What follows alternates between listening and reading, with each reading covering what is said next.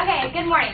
Alright, today I just want to talk about, there's items of clothes that we wear every day. It could be a sweater, pants, shoes, anything. But the item I'm going to be talking about today is shoes. These are an item that we wear every day, and they can be used to make a fashion statement or to climb a mountain. Shoes are worn to protect our feet from experiencing pain. And shoes go everywhere with us, and our feet have the hardest task of all, like getting us place to place comfortably. When we think of shoes, we think of cost and style, and the main determinant when purchasing shoes is cost. Most people buy the least expensive shoe because they'd rather spend money elsewhere. And just going by the philosophy, you pay for what you get. If you buy a low-quality shoe, you're going to end up with a shoe that won't sustain the daily value of wear and tear. So today, I want to talk about why you should never buy a cheap shoe.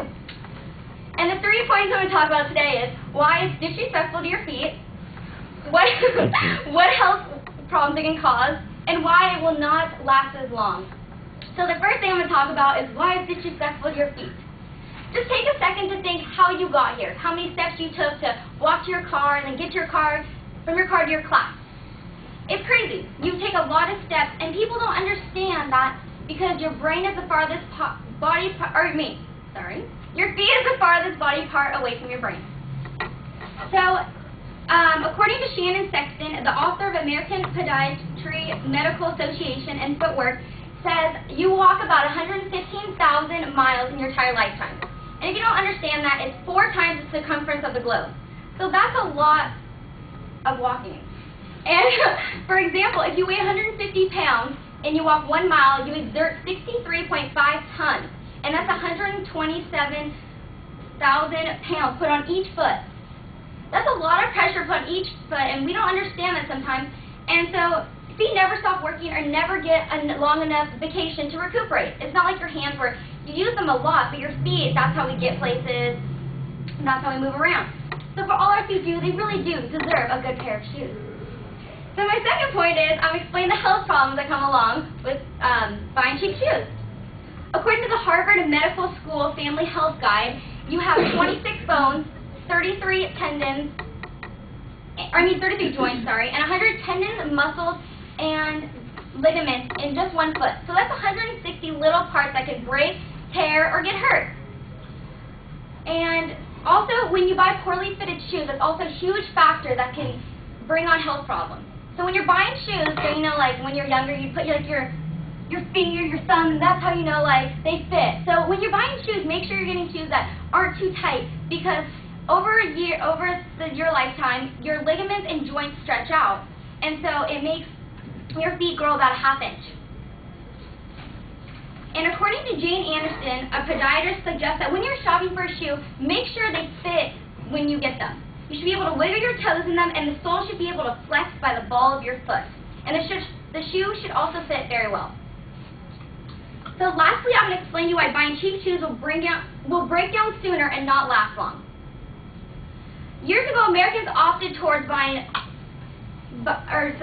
towards durable, long-lasting goods they can pass down to their children.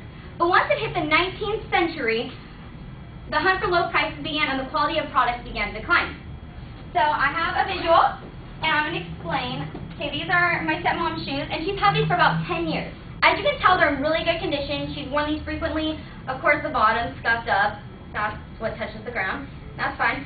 But she bought these at Macy's, so she paid for what she got. They're probably a little expensive, but look, they've lasted so long, and you can keep wearing them. She could pass them down to me, except my feet are extremely small, so they wouldn't fit. So, and then the next shoe is, these are my friend's shoes. These are about $20, and they're like the fake Steve Madden. So if you would have paid the normal $60 for them, you would have gotten good quality shoes. And as you can tell, the top is deteriorating. They don't look really comfortable. They're falling apart. And this is already her second pair in 2 years. So she's already spent $40. And if she bought another pair next year, which by that condition you're probably going to need to, that's $60, which is the same price as the designer brand that is a better quality. And if she buys them a 4th year, which she probably will, knowing the condition, that's already $80, and she's spending more on that. So ask any shoe designer and they will agree with it. Leela Rose, Patricia Field, and Christian Siriano all make good quality shoes at an affordable price, and they sell them at Payless. And also, when buying a shoe, it's critical that the shoe has a good fit, that it's constructed well, and that it shows that the shoemaker put extra effort into making the shoe, or extra effort in this product. Leela Rose says a good value is determined by how often you wear the product. And you don't want to end up with uncomfortable shoes that sit in your closet of shame, just showing that another bad deal has struck again. You want to look in your closet and be like, yes, I've had these shoes for so long, and I can keep wearing them, and I can pass them on to my children, and things like that. You don't want to look at ugly shoes, right? I mean, I hope you guys all agree. I don't. But I know we're all broke college students that earn next to nothing or nothing at all, and I'm sure the lack of money, many of you feel it's ridiculous to spend a lot of money on shoes when you can spend it elsewhere. Yes, I do agree with that. That's really understandable. But I'm going to leave you with this one question. Is it worth to spend your money on cheap items that you're going to have to replace often? Thank you. I forgot to restart it.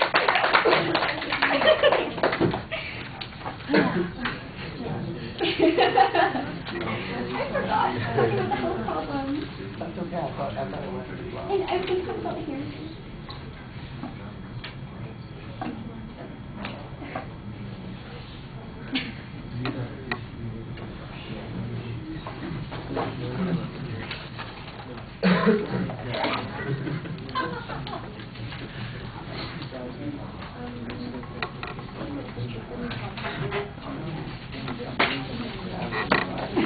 All right, Alexis, you've got a good friendly greeting. It could be a little bit more interesting and dramatic, but you get to the topic. It's set up clearly. There's a good preview, so no problem there.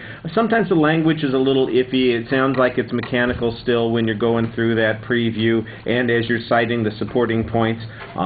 So you want to work about making that a little more natural. On the delivery issues, you have a couple of odd moments with your feet, but usually you face the audience the whole time you're speaking.